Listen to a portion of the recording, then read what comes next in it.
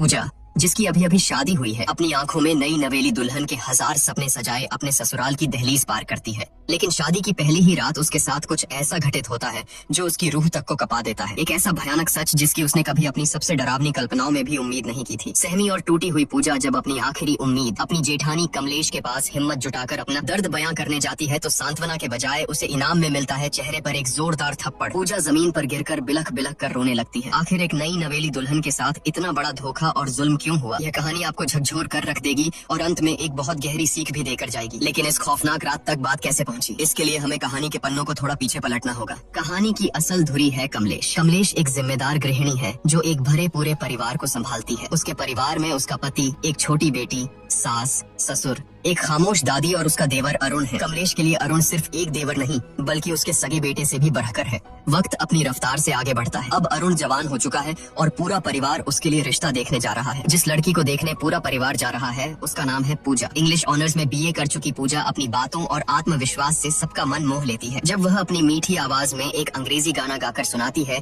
तो मानो पूरा परिवार उस पर फिदा हो जाता है। अरुण तो जैसे उसे देखते ही अपना दिल हार बैठता है। लेकिन इस पूरे कमरे में एक शख्स ऐसा था जिसके चेहरे पर खुशी की जगह एक उलझन थी। कमलेश को पूजा का यह मॉडर्न और बेबाक अंदाज बिल्कुल रास नहीं आता। लेकिन अरुण की खुशी और उसकी जिद के आगे कमलेश को झुकना ही पड़ता है। मन मारकर ही सही वह इस रिश्ते के लिए हामी भर देती है। उसी दिन चट मंगनी पट ब्याह की तर्ज पर धूमधाम से रिंग सेरेमनी हो जाती है। पूजा की उंगली में अरुण के नाम की अंगूठी सज जाती है। लेकिन किसी को नहीं पता था कि यह खुशियाँ सिर्फ एक रात की मेहमान है। अगली सुबह कमलेश अपनी सास के साथ ऑटो से कहीं जा रही होती है। अचानक रास्ते में उनकी नजर एक भारी भीड़ और शोर शराबे पर पड़ती है। कुछ लोग सड़कों पर विरोध प्रदर्शन कर रहे थे। तभी भीड़ के बीच कमलेश की नजर एक ऐसे चेहरे पर पड़ती है जिसे देखकर उसके पैरों तले जमीन खिसक जाती है। वह सरेआम भड़क उठती है और हुक्म सुनाती है कि ये सब नौटंकी तुरंत बंद करो। गुस्से से आग बबूला कमलेश आगे बढ़ती है। पूजा का हाथ झटक कर पकड़ती है और उसकी उंगली से सगाई की अंगूठी बेदर्दी से खींचकर निकाल लेती है। एक ही पल में, एक झटके में उसने वो रिश्ता तोड़ दिया जो कल ही जुड़ा था। जब कमलेश यह तूफान लेकर घर लौटती है तो घर में कोहराम मच जाता है। कमलेश का पति उसे आईना दिखाते हुए कहता है कि जो रायता तुमने बिना सोचे समझे फैलाया है उसे अब तुम्हें ही समेटना होगा। बेचारा अरुण भी लाख मिन्नतें करता है, समझाने की कोशिश करता है कि पूजा की सोच गलत नहीं है। लेकिन कमलेश अपने गुरूर में अंधी हो चुकी थी। उसके कानों पर जूं तक नहीं रेंगती और वह किसी की एक नहीं सुनती। कुछ देर बाद कहानी में एक खूबसूरत और जज्बाती मोड़ आता है। अपने रिश्ते को बचाने और अपनी बात समझाने के लिए पूजा खुद कमलेश के पास पहुंचती है। वह बहुत ही नरमी से माफी मांगते हुए कहती है कि अगर हम सही के लिए और दूसरों के हक के लिए खड़े नहीं होंगे तो यह दुनिया धीरे धीरे खत्म हो जाएगी। कमलेश जो भले ही पुरानी सोच की थी लेकिन दिल की साफ थी, पूजा की बातों की गहराई को महसूस कर लेती है। उसका दिल पसीज जाता है और वह मुस्कुराकर कहती है कि मुझे बातें जरा देर से समझ आती हैं, लेकिन जब एक बार समझ आ जाएं तो मैं सही का साथ कभी नहीं छोड़ती। यह कहकर कमलेश पूरे मान सम्मान के साथ वो अंगूठी वापस पूजा को सौंप देती है। आखिरकार शहनाइयां बजती हैं और अरुण तथा पूजा विवाह के बंधन में बंध जाते हैं। लेकिन शादी की इस चकाचौंध के बीच एक परेशानी छिपी थी। शादी वाले दिन पूजा की तबीयत बेहद खराब थी। तेज बुखार और बदन दर्द के कारण उसका बुरा हाल था। फेरों के वक्त भी वह दवाइयों के सहारे मुश्किल से खुद को खड़ा रख पा रही थी। शादी की रस्में पूरी होने के बाद आती है वो रात जिसे हर नई नवेली दुल्हन अपनी जिंदगी की सबसे खूबसूरत रात मानती है, सुहाग रात। अरुण कमरे में आता है और कुछ इधर उधर की औपचारिक बातों के बाद वह पूजा के करीब आने लगता है। पूजा जो दर्द और बुखार से टूट रही थी बहुत ही स्पष्ट शब्दों में अरुण से कहती है कि मेरी तबीयत बहुत ज्यादा खराब है, मुझे तेज बुखार है और पूरा शरीर दर्द से टूट रहा है। प्लीज आज हम कुछ भी नहीं करेंगे। लेकिन अरुण पर जैसे हवस और पति होने के गुरूर का भूत सवार था। उसने पूजा की एक न सुनी। पूजा के लगातार मिन्नतें करने, रोने और मना करने के बावजूद अरुण ने अपनी मर्दानगी के अंधे नशे में उसके साथ जबरदस्ती की। नई दुल्हन के वो सुनहरे सपने उसी बिस्तर पर बुरी तरह कुचल दिए गए। सुबह की किरणें कमरे में आईं, लेकिन पूजा की दुनिया में हमेशा के लिए अंधेरा छा चुका था। वह दर्द और सदमे से कराहते हुए बस रोए जा रही थी। अरुण उसे चुप कराने की कोशिश करता है, मानो कोई बहुत मामूली बात हुई हो। वह बड़े हक से कहता है कि अरे मैं तुम्हारा पति हूँ, यह तो मेरा हक है, शादी के बाद तो यह सब होता ही है। यह सुनकर पूजा के अंदर का दर्द एक चीख बनकर फूट पड़ता है। वह बिलखते हुए अरुण की आंखों में देखती है और कहती है कि हक तूने मेरा किया है। शब्द सुनकर अरुण सन्न रह जाता है, लेकिन अपनी घिनौनी हरकत पर शर्मिंदा होने के बजाय उसकी मर्दानगी को चोट लग जाती है। वह गुस्से से आग बबूला होकर कहता है कि अगर तुझे लगता है कि मैंने कुछ गलत किया है तो जा बाहर और चिल्ला चिल्ला कर सबको बता दे। यह कहकर वह निर्दयता से पूजा को कमरे से बाहर निकाल देता है। रोती कांपती पूजा जैसे ही कमरे से बाहर आती है उसकी नजर आंगन में खड़ी कमलेश पर पड़ती है। कमलेश घर की और पड़ोस की कुछ औरतों से बात कर रही थी। पूजा के कानों में कमलेश की आवाज पड़ती है कि औरतें जितना किसी बम के फटने से नहीं डरती उतना अपनी इज्जत का तमाशा बनने से डरती हैं।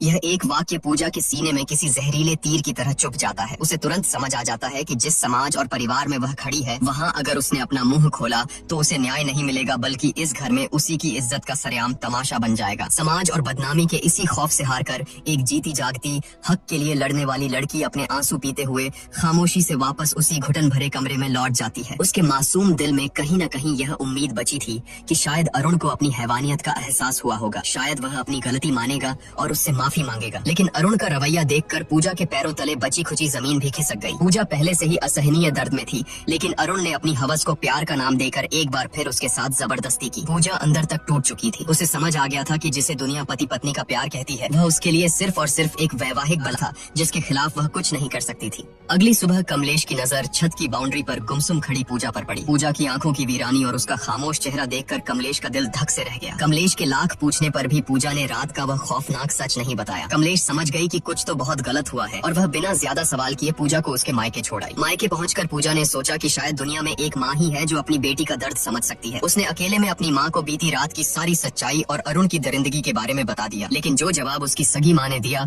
वह अरुण की हैवानियत से भी ज्यादा खौफनाक था। माँ ने उसे सीने से लगाने के बजाय समझाते हुए कहा कि पति पत्नी के बीच ये सब तो होता ही है, शादी की है तो ये सब तो निभाना ही पड़ेगा। इसमें ना कहने वाली क्या बात थी, इसी से तो परिवार और वंश आगे बढ़ता है। अपनी ही माँ के मुंह से ये शब्द सुनकर पूजा सन्न रह गई। रही सही कसर माँ ने इमोशनल ब्लैकमेल करके पूरी कर दी। घर की गरीबी का वास्ता देते हुए उसने पूजा को तुरंत ससुराल वापस लौटने का हुक्म दिया और धमकी दी कि अगर वह वापस नहीं गई तो वह अपनी नस काटकर जान दे देगी। अपनों से मिले इस धोखे के बाद बेचारी पूजा के पास कोई रास्ता नहीं बचा था। वह एक जिंदा लाश की तरह कमलेश के साथ वापस लौटने लगी। सफर के दौरान एक जगह वॉशरूम जाने के बहाने पूजा ऑटो से उतरी। यह उसकी जिंदगी का सबसे बड़ा फैसला था। उसने पीछे मुड़कर नहीं देखा और वहाँ से चुपचाप भाग निकली। कमलेश ने उसे पागलों की तरह हर जगह ढूंढा, लेकिन पूजा का कोई सुराग नहीं मिला। घर पहुंचकर जब कमलेश ने यह खबर दी तो पूरे परिवार में हड़कंप मच गया। सबने पूजा को ढूंढा, लेकिन वह जैसे हवा में गायब हो गई थी। हारकर कमलेश ने पूजा की दोस्त सोना को फोन मिलाया, जो एक एनजीओ में काम करती थी। सोना ने कहा कि उसे पूजा के बारे में कुछ नहीं पता, लेकिन वह उसे ढूंढने की पूरी कोशिश करेगी। आखिरकार सोना की तलाश पूरी होती है। पूजा उसे एक सुनसान पार्क के कोने में गुमसुम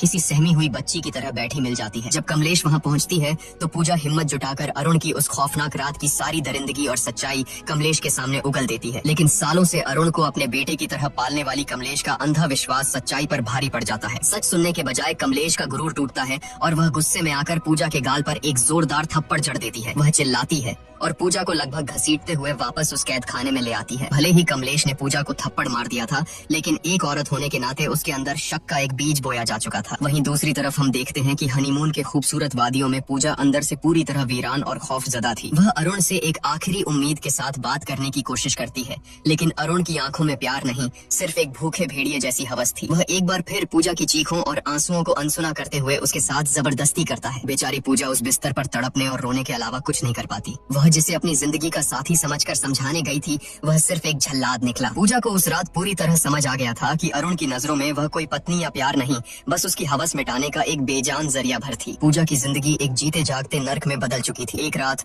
खौफ से कांपती पूजा खुद को बाथरूम में बंद कर लेती है। बाहर से अरुण दरवाजे को पीटते हुए उसे बाहर आने का हुक्म देता है। अंदर से डरी सहमी पूजा रोते हुए कहती है कि आज मैं तुम्हारे करीब नहीं आ सकती, मेरे पीरियड्स शुरू हो गए हैं। लेकिन एक हैवान के सिर पर सवार हवस को भला कोई कैसे रोक सकता था? अरुण का जवाब किसी भी इंसान की रूह का पाने के लिए काफी था। वह बेशर्मी और क्रूरता से कहता है कि मुझसे झूठ मत बोल, दरवाजा खोल, मुझे देखना है। यह सुनकर बाथरूम के अंदर खड़ी पूजा की जान सूख जाती है। उसे समझ आ जाता है कि यह दरिंदा उसकी कोई बात नहीं मानेगा। इसी खौफ और बेबसी के बीच पूजा की नजर वहाँ रखी एक ब्लेड पर पड़ती है और सीन यहीं कट हो जाता है। अगली सुबह घर में कोहराम मच जाता है। सबको पता चलता है कि पूजा अस्पताल में है और उसकी हालत बेहद नाजुक है। पूरा परिवार बदहवास हालत में वहाँ पहुँचता है। अरुण बड़ी चालाकी से कमलेश और बाकी घर वालों को गुमराह करते हुए कहता है कि उससे औरतों वाली कोई अंदरूनी दिक्कत थी, शायद उसी वजह से ये हालत हुई है। लेकिन जब कमलेश अंदर जाकर लेडी डॉक्टर से बात करती है तो डॉक्टर जो सच बताती है वह सुनकर कमलेश के पैरों तले जमीन ही नहीं खिसकती, बल्कि उसका पूरा वजूद हिल जाता है। डॉक्टर भारी आवाज में बताती है कि पूजा के उन नाजुक हिस्सों पर ब्लेड से गहरे कट लगे हैं